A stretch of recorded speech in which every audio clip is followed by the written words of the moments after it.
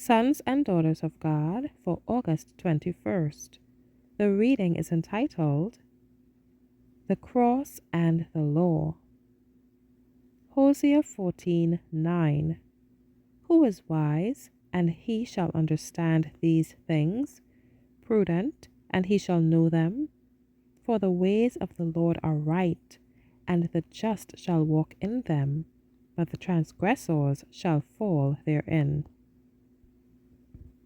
The cross speaks to the hosts of heaven, the worlds unfallen, and to the fallen world, the value which God has placed upon men, and of his great love wherewith he has loved us.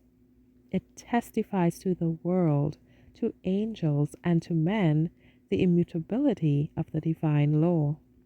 The death of Christ was to be the convincing, everlasting argument that the law of God is as unchangeable as his throne. The fact that his own Son, the surety for man, was not spared is an argument that will stand to all eternity before saint and sinner, before the universe of God, to testify that he will not excuse the transgressor of his law.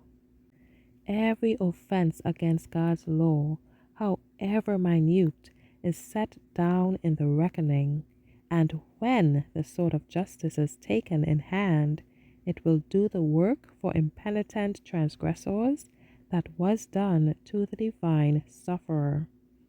Through the imputed righteousness of Christ, the sinner may feel that he is pardoned, and may know that the law no more condemns him, because he is in harmony with all its precepts.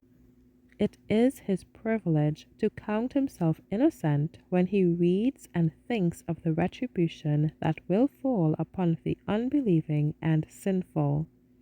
By faith he lays hold of the righteousness of Christ.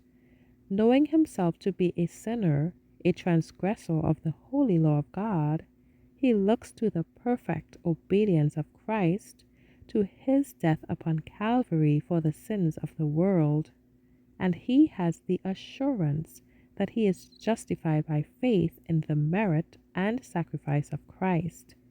He realizes that the law was obeyed in his behalf by the Son of God, and that the penalty of transgression cannot fall upon the believing sinner. The active obedience of Christ clothes the believing sinner with a righteousness that meets the demands of the law. Hallelujah.